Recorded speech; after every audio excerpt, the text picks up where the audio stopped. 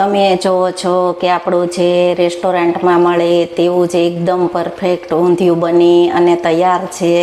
Hello friend, તો તમારું સ્વાગત છે મારા રસોડામાં. તો અવનવી વાનગી જોવા માટે ચેનલને સબસ્ક્રાઈબ કરો. જો મારો વિડીયો ગમે તો વિડીયોને લાઈક કરો, શેર કરો, કમેન્ટ કરો.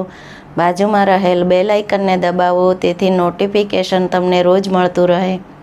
આજે હું તમારી સાથે શેર કરીશ ઊંધિયાની રેસીપી. તો ચાલો શરૂ કરીએ રેસીપી. ઊંધિયું બનાવવા માટે આપણે રીંગણ, બટેકા, ફુલાવર, કાચા કેળા, ગુવાર, પાપડી, મરચાં, રતાળું. તો તમે આમાં સકરિયા અને ચૂરણનો પણ ઉપયોગ કરી શકો છો અને બીજા વધારે વેજીટેબલ્સનો પણ ઉપયોગ કરી શકો છો. તો આપણે આ બધા વેજીટેબલને કટિંગ કરી લેશું. આપણે આ રીતે બધા જ વેજીટેબલનું કટિંગ કરી લીધું છે. તો તમે જુઓ છો તો આપણે આ બધાને તળી અને પછી આપણે તેનો વઘાર કરશું. તો રીંગણા અને મરચાં તેને પહેલાં તળી અને ભરી લેશું. તો રીંગણાનું આ રીતે આપણે 4 ભાગમાં કટિંગ કરેલું છે. તો પહેલાં આપણે રીંગણા અને મરચાં બંને તળી અને તેને ભરી લેશું. લીલી તુવેર, લીલા વાલ, વટાણા, લીલા ચોળા અને લીલી ચોળીના દાણા. લીલા વાલ, વટાણા, ચોળા, લીલી તુવેર. તો આને આપણે તળતા પહેલાં આપણે 5 મિનિટ ગરમ પાણીમાં બાફી લેશું. જો આપણે આ સીધા જ તેલમાં તળશું તે ફૂટશે. તો તેના માટે આપણે 5 મિનિટ ગરમ પાણીમાં બાફી લેશું, તેથી આ લીલા દાણા છે તે તેલમાં જરાય નહીં ફૂટે. મેથીની ભાજી. તો આપણે આ મેથીની ભાજીની ચણાના લોટની આપણે મૂઠડી બનાવશું. મેથીની મૂઠડી બનાવવા માટે આપણે અડધી વાટકી ચણાનો લોટ લીધેલો છે.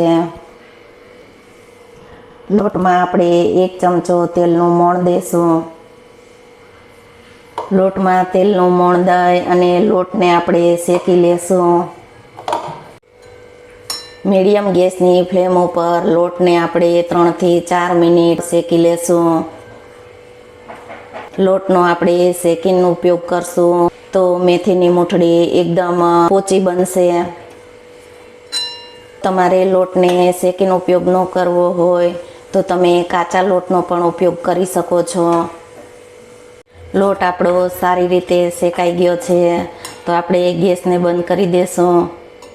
લોટ ઠંડો થઈ ગયો છે તો આપણે મસાલા એડ કરશું. તો અડધી નાની ચમચી હળદર પાવડર, 1 ચમચી ધાણા જીરું પાવડર, અડધી ચમચી ખાંડ, સ્વાદ પ્રમાણે મીઠું, 2 થી 3 ચમચી કાપેલા લીલા ધાણા, કાપેલી મેથી, અડધા લીંબુનો રસ. તો આપણે આ બધી જ વસ્તુને સારી રીતે મિક્સ કરી લેશું. તો મેથી આપણે ધોઈને એડ કરેલી છે, તો તેમાં પાણીની જરૂર પડશે તો જ આપણે ઉપયોગ કરશું. આમાં તમે ગરમ મસાલાનો પણ ઉપયોગ કરી શકો છો. તો આપણે પાણીની જરાય જરૂર નથી. તો આપણે પાણીનો ઉપયોગ જરાય નથી કરવાનો. કઠણ લોટ રાખવાનો, તેથી મૂઠડી એકદમ સારી એવી બને. તો તમે આ રીતે મૂઠડી બનાવી શકો અને ગોળ રાઉન્ડ શેપમાં પણ તમે બનાવી શકો. તો આપણે આ રીતે પહેલાં બધી જ લાંબી મૂઠડી બનાવી અને તૈયાર કરી લેશું. તો તમે જુઓ છો કે આપણે આ રીતે બધી જ મૂઠડી બનાવી અને તૈયાર કરી લીધી છે. તો આપણે જે વેજીટેબલ તળશું ત્યારે આપણે મૂઠડીને તળી લેશું. ઊંધિયાનો મસાલો બનાવવા માટે આપણે ચવાણાનો ઉપયોગ કરશું. તો આપણે આ ચવાણાનો મસાલો બનાવશું. તો ચવાણાને આપણે મિક્સરમાં ક્રશ કરી લેશું. તો આપણે મિક્સરમાં ચવાણાને પીસી અને મસાલો તૈયાર કરી લીધો છે. તો આ મસાલામાં આપણે બીજી કોઈ પણ વસ્તુનો ઉપયોગ નથી કરવાનો. આપણે મરચાં અને રીંગણા બંને ભરી લેશું. તેલ ગરમ થઈ ગયું છે તો આપણે રીંગણાને પહેલાં તળી લેશું. રીંગણાને આપણે આ રીતે તળી લીધા છે. મરચાંને પણ એ જ રીતે આપણે તળી લેશું. તો મરચાંને પણ આપણે એ જ રીતે તળી લીધા છે. તો તમે જુઓ છો કે મરચાંને પહેલાં આપણે આ રીતે તળી અને પછી મસાલો ભરવાનો. ફુલાવર, જો આ રીતે તમે તળી અને ઊંધિયું બનાવશો તો એકદમ છે રેસ્ટોરન્ટમાં મળે તેવું જ બનશે. તો તમે જુઓ છો કે આપણું આ ફુલાવર છે તે એકદમ સારું એવું તળાઈ ગયું છે.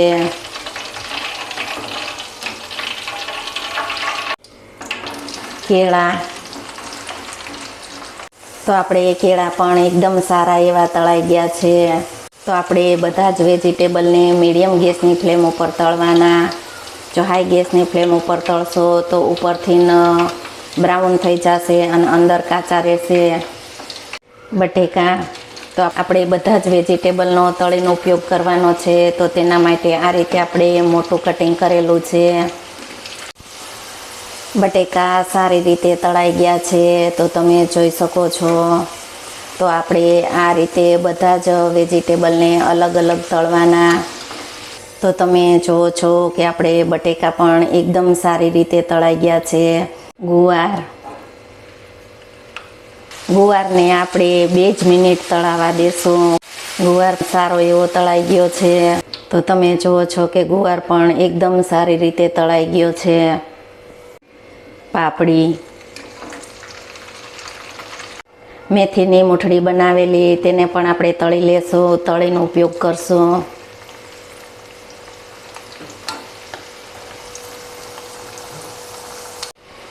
તો આપણે આ મેથીની મૂઠડી છે તે એકદમ સારી એવી તળાઈ ગઈ છે અને એકદમ સરસ બ્રાઉન થઈ ગઈ છે. તો આ રીતે બ્રાઉન કલરની થાય ત્યાં સુધી આપણે તેને તળાવવા દેવાની. રતાળુને આપણે તળવામાં છેલ્લે રાખશું, કારણ કે રતાળું ચીકણું હોય તેના માટે આપણે તેને છેલ્લે તળશું. તો તમે જુઓ છો કે રતાળું પણ આપણું એકદમ સારું એવું તળાઈ ગયું છે. તો જે આ બધા જ દાણા બાફેલા છે તેને આપણે તળી લેશું. તો આપણે આ દાણા સારી રીતે તળાઈ ગયા છે, તો તમે જુઓ છો. તો તેને આપણે કાઢી લેશું. તો આપણે બધા જ વેજીટેબલને તળી અને તૈયાર કરી લીધા છે. તો આપણે તેનો વઘાર કરી લેશું. ઊંધિયાનો વઘાર કરવા માટે આપણે 4 મોટા ચમચા તેલનો ઉપયોગ કરશું.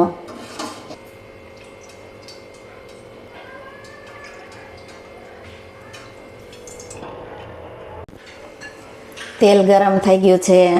1 ચમચી રાઈ, 1 ચમચી જીરું, અડધી ચમચી હિંગ, તજ, લવિંગ, બાદિયા, સૂકું લાલ મરચું અને તમાલપત્ર. આ બધી જ વસ્તુને આપણે તેલમાં સાતળી લેશું. 1 કાપેલું ટમેટું. ટામેટાને 1 મિનિટ માટે આપણે તેલમાં સારી રીતે સતળાવા દેશું. 1 મિનિટ થઈ ગઈ છે. આપણે આદું, મરચું, લસણની અધકચરી પેસ્ટ એડ કરશું. તેને આપણે સારી રીતે તેલમાં સાતળી લેશું. આદું, મરચું, લસણની પેસ્ટ તેલમાં સારી રીતે સતળાઈ ગઈ છે, તો આપણે તેમાં મસાલાને એડ કરશું. 1 ચમચી હળદર પાવડર, 1 ચમચી ધાણા જીરું પાવડર, 2 થી 3 ચમચી કાશ્મીરી લાલ મરચું પાવડર. તીખાશ તમે તમારા ટેસ્ટ પ્રમાણે લઈ શકો છો. સ્વાદ પ્રમાણે મીઠું, અડધી ચમચી ખાંડ, અડધી ચમચી ગરમ મસાલા પાવડર. તો આ બધી જ વસ્તુને આપણે તેલમાં 1 મિનિટ સતળાવા દેશું. લીંબુનો રસ એડ કરશું. મસાલાને 1 મિનિટ થઈ ગઈ છે અને તેલમાં સારી રીતે સતળાઈ ગયા છે, તો આપણે અડધી વાટકી પાણીને એડ કરશું. 2 મિનિટ તેને આપણે સારી રીતે ઉકળવા દેશું. 2 મિનિટ થઈ ગઈ છે, તો આપણે પહેલાં મૂઠડીને એડ કરશું. તેને આપણે 2 મિનિટ સારી રીતે તેલમાં ચડવા દેશું. મિનિટ થઈ ગઈ છે, તો આપણે આ તળેલા વેજીટેબલ એડ કરી દેશું. આપણે સારી રીતે મિક્સ કરી લેશું. આપણે સારી રીતે મિક્સ કરી લીધું છે. ઉપર મસાલો એડ કરી દેશું. આપણે આ રીંગણા અને મરચાં જે ભરેલા છે તેને ઉપરથી આ રીતે એડ કરશું.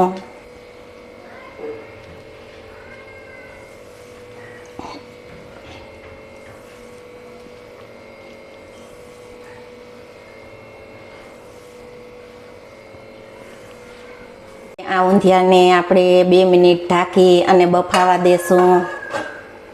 તો આપણે ચેક કરી લેશું.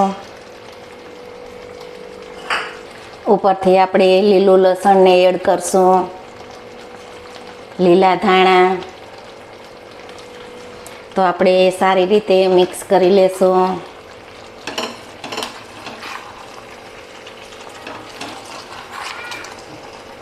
તમે જુઓ છો કે આપણું જે રેસ્ટોરન્ટમાં મળે તેવું જ એકદમ પરફેક્ટ ઊંધિયું બની અને તૈયાર છે. તો તમે જોઈ શકો છો. તો આપણે ગેસને બંધ કરી અને ઊંધિયાને સર્વ કરી લેશું. જો તમને આ ઊંધિયાની રેસીપી ગમે તો વિડીયોને લાઈક કરો, શેર કરો, કમેન્ટ કરો, સબસ્ક્રાઈબ કરો. બાજુમાં રહેલ બેલ આઇકન દબાવવાનું ભૂલતા નહીં, તેથી નોટિફિકેશન તમને રોજ મળતું રહે. જો તમે આ રીતે ઊંધિયું બનાવશો તો ઓછી મહેનતમાં અને ઓછા ખર્ચામાં એકદમ રેસ્ટોરન્ટ જેવું જ ઊંધિયું બનશે. ધાણાને આપણે સ્પ્રિંકલ કરશું.